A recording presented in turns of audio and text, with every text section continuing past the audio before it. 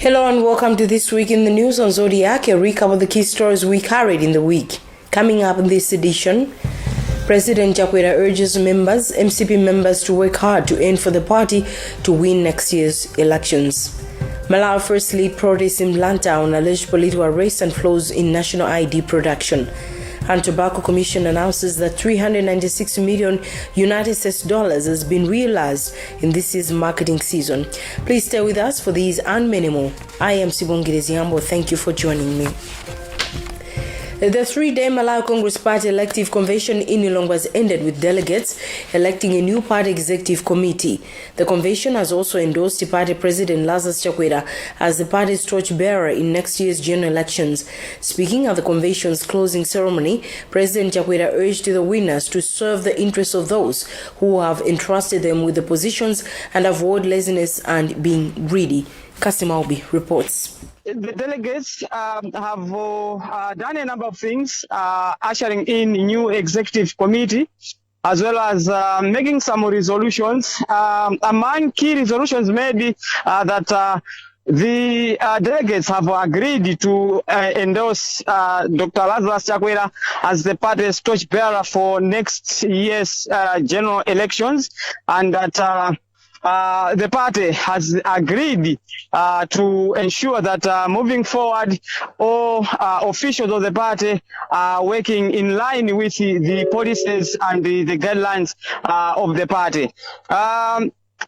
The delegates, apart from electing key office holders such as the Secretary General, the Treasurer General, the Director of Legal Affairs, the delegates have agreed to allow President Chakwera, the National Executive Committee, as well as regional chairpersons to elect leaders of other positions that the delegates failed to elect during the elections, because they are saying that there are some areas that they need to consider as a party, issues of gender, issues of regional representations. So because of those reasons, they have agreed to allow President Chakwera and the other senior leaders of the party to elect office holders of some of the positions that the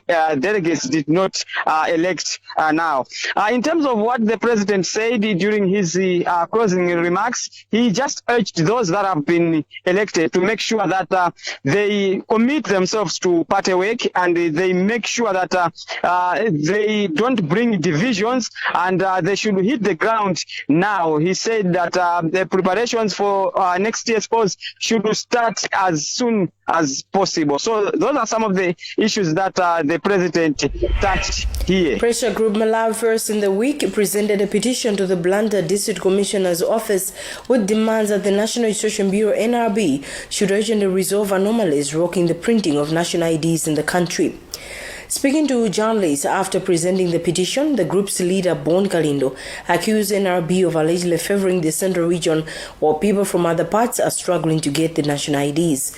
The protesters also raised other issues of high cost of living and political arrest, while asking the Malawi Electoral Commission (MEC) to consider providing other means of identification in order to enable all eligible people cast their votes during the next year's polls. Christopher Sunday gave us this report. Some citizens led by activist Kalindo took part in demonstrations in Blantyre on Thursday, protesting against the National Registration Bureau (NRB's) failure to print national identity cards fairly, accusing it of favoring the central region.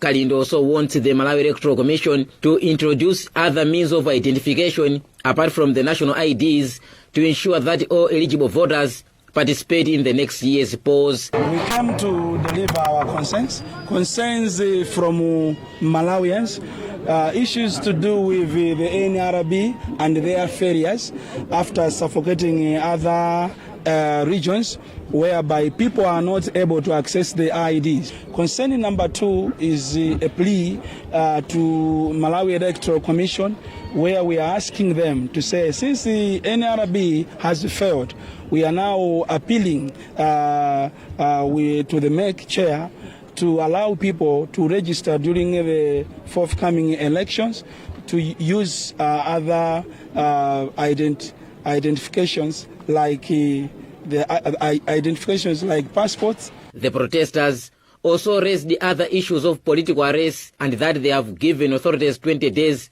to act on their petition.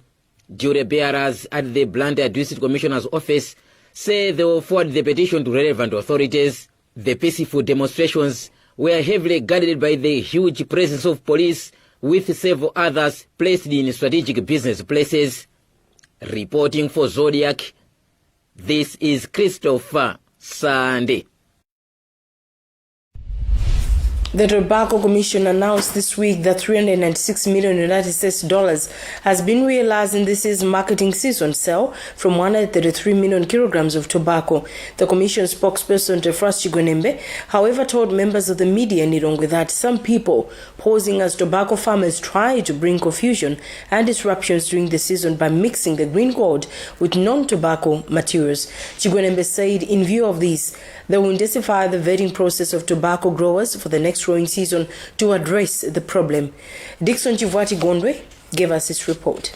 Tobacco Commission spokesperson Tefras Chigonembe says vendors and middlemen have been a major setback in this year's tobacco marketing season, and measures are in place to address the challenge. He believes working closely with law enforcers and rigorous verification of tobacco farmers is key to ensure that the country realizes its potential from the green gold. Deal with nesting because it is costly. It becomes expensive on the part of our tobacco buying companies in Malawi because they pay for the tobacco, and it's unfortunate that sometimes they have to discover at the factory that the tobacco that they bought is bad, the bales are nested. Agriculture commentator Leonard Chimaza has described the news as unfortunate to the country's tobacco industry. It is quite a sad development that as a country we have reports that this year there were issues on tobacco nesting, most especially because of the involvement on tobacco trading by unscrupulous traders. According to the Tobacco Commission, the country has realized $396 million from the sale of 133 million kilograms of tobacco during the just ended marketing season. Dixon Chivwati Gondwe, Zodiac News, Lilongwe. Authorities at Queen Elizabeth Central Hospital recommended dismissal of 3 health workers for allegedly stealing the hospital's equipment in a move to enhance discipline at workplace. Hospital Director Dr. Kelvin Imponda said this should work as a strong warning to workers that the hospital and available equipment belong to Malawians and not individual workers. He was speaking during the opening of refurbished orthopedic theaters at the facility. Christopher Sunday gave us this report from London.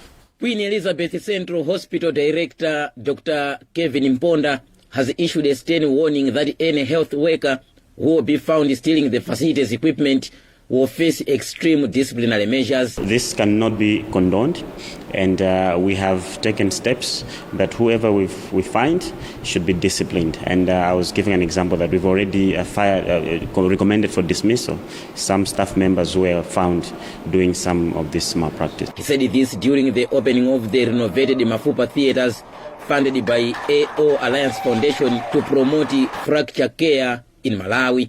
AO Alliance Foundation Managing Director Claude Martin is optimistic that the renovated orthopedic theaters will play a crucial role in conducting major surgeries. Orthopedic and trauma surgery is very complicated in terms that you need a lot of equipment, a lot of implants, but you also need sterility.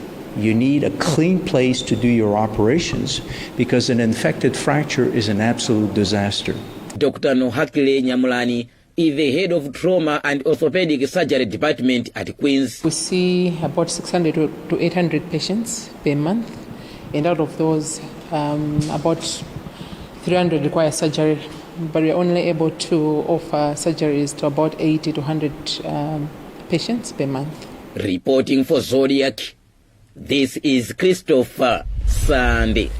You're watching This Week in the News on Zodiac. We'll be right back after this break.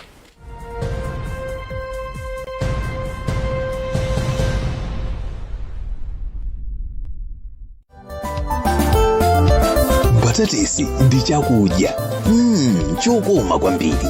Mbatatisi yomwe yonse chuma kwa alimi otsogola komanso mavenda.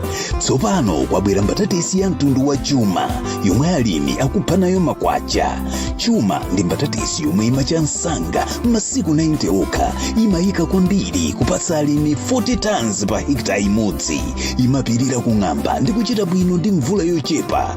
Imapiriranso kuchiwawo ndi tizilombo. Mbatatisi ya mtundu wa chuma ili ndi khungu lolimba, sisupuka ndipo imakhalitsa ili bwinobwino komanso sipuka wamba. Ili ngulu la zakudya zokhutitsa ndipo imapatsa thanzi ndi mphamvu. Anthu ndi makampani opanga zakudya kuchoka ku mbatatisi monga chipisi, macrisps ndi zina akukonda kwambiri mbatatisi ya mtundu wa chuma. Pindulani thanzi ndi ndalama ndi mbatatisi ya mtundu wa chuma. Uthengawu akukupatsirani ndi International Potato Center ndi thandizo lochokera ku the Embassy of Ireland kudzera ku RTC Market Project.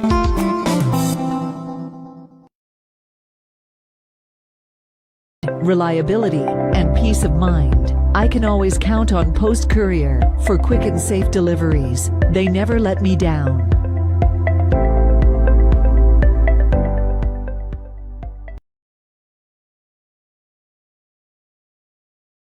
Do you love food?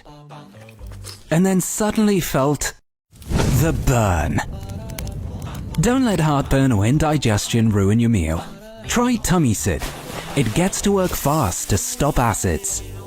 Tummy Sid. Fast, soothing relief from heartburn.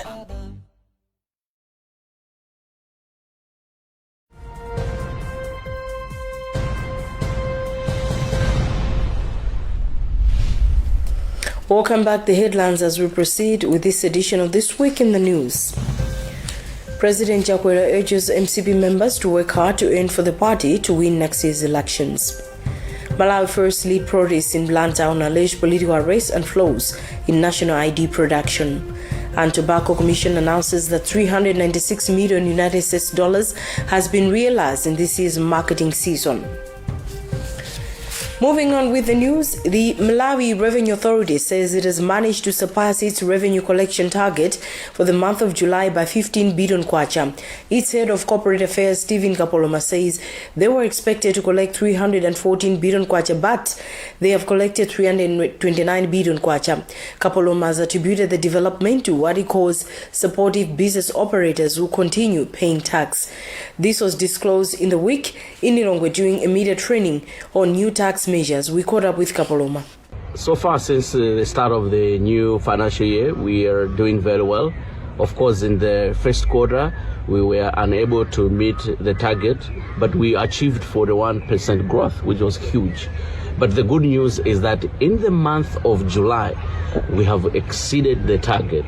We were requested to collect 314 billion, but we have collected 329 billion, surpassing that target by 15 billion. And guess what? The growth is over by 62% over what we collected last year. This is thanks to the business community that have been very supportive in terms of our revenue collection efforts. We would like to encourage them to continue to come to MRI on their own to pay taxes. And we would also want to encourage the media to continue to share the information about taxes to the public so that the public should voluntarily come to MRA and pay taxes, as we have seen in the month of July. Meanwhile, one of the journalists from Unique FM, Shadrack Sindiza, says the training was an eye-opener. The importance of this training cannot be overemphasized. And again, I feel like that the training has come at the right time. Right time because Malawians out there are very much confused. MRA has just introduced the tax stamp, and many people do not have the right information concerning the same. So this training has helped us to inoculate us with the right information concerning this introduction of the new tax stamp. You know, there are some quotas that even threatened to take to the streets, saying that this stamp is just coming to make the business environment in Malawi very much prohibitive. MRA is just being punitive to Malawians. So this training has provided us with the right information, which as journalists we are going to relay the right information to Malawi. Malawi's import and export volumes through Mozambique's port of Beira have increased by 69.6%, increasing from 17,300 containers in the first half of 2023 to 32,402 containers in the same period in 2024, according to officials. Miguel Dijenga, Operations Director at Conadea de Mozambique, CDM, which manages the port, says this growth underscores the port's strategic importance for Malawi, particularly for agriculture products. Dijenga also mentioned plans to expand the port, including a dedicated fertilizer terminal to support Malawi's agroeconomy and boost regional trade. From Beira, Alex Banda gave us this report. This is Beira Port in Mozambique, being run by Kalindo de Mozambique, CDM. This facility, according to officials, remains one of the strategic ports for Malawi's imports and exports. Miguel Dijenga, who is the Director of Operations here at Kalindo de Mozambique, says the containers that have been exported between Malawi and Mozambique through Beira Port have increased from 17,300 in 2023 to about 32,400 in the first half of 2024, representing about a 69.6%, demonstrating how crucial this port is for Malawi. Let's hear what he has to say about that. And the volumes for Malawi are increasing, and we as a port, when we start building the terminal, fertilizer terminal, this will increase the productivity in terms of vessels that we are handling. And of course, we'll have more rotation. This also will smooth, help or improve all the logistics to Malawi. Dijenga says they plan to expand the facility with a dedicated terminal for fertilizer. He says they have already set aside $290 million to expand this facility to accommodate different terminals that are also going to help and assist Malawi to boost its agro-based economy. These plans are going to be implemented by 2035 in the long term. From Beira Port in Mozambique, this is Alex Banda. The Office of the Director of Public Officers Declarations Audit Board has announced that it will name and shame public officers who have yet declared their assets for the fiscal year 2022-2023. Audit Board Director Michael Chusiwa made the announcement in Lilongwe in the week at the start of a two-day orientation workshop for declaration desk officers from 216 government ministries and departments. Chusiwa added that the exercise will assist public officers to realize the importance of declaring their assets. You may recall that this office started in 2014. That time, because we were just starting, we had very few public officers who were declaring, not because they were not supposed to, but because, one, they didn't know, two, they were not sure. They thought maybe we are an institution which was just being used, possibly by some organs within the government, including the government itself, the executive. But with time, we have been improving. And as we are talking now, in our system, we have declarations that are more than 70,000. And public officers that have been declaring, we have more than 20,000 since 2014. So as an institution, we are. And chairperson for the public appointments of Parliament, Joyce Chitsulo, says she is pleased with Audipol's progress in promoting transparency and accountability in the public sector. Yeah, as a monitoring committee, we feel that this way it is working, but we, as a matter of having our future plans, we are also planning, as we have already alluded to make sure that we publish in the Gazette a list of public officers that have declared their assets and those that have not declared. Why we are doing that is so that the public should know which officers still want to be engaged in issues of corruption, because if one is failing to declare the assets, definitely that person is not willing to end issues of corruption. But we are also looking at the issue of transparency. Like I said, we didn't want to build trust in the public servants, in the public. They should be able to entrust us as their public servants, public officers, to ensure that the money we handle on their behalf is really in the good hands. So as a matter of our next steps, we didn't want to make sure that we publish in the Gazette the list of those that have and those that haven't. And with support from UNDP, we are doing that. I think within the next 2-3 months, we should have that out in the Gazette so that the public knows.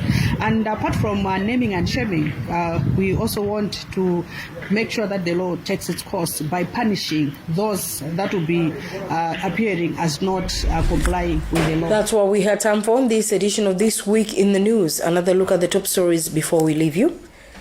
President Chakwera urges MCP members to work hard to aim for the party to win next year's elections.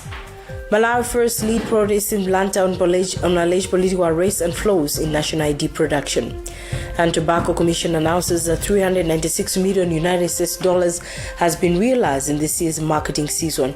Visit zodecmalawi.com for more on these and other stories. I am Sibongile Ziambo. Thank you for watching. Goodbye.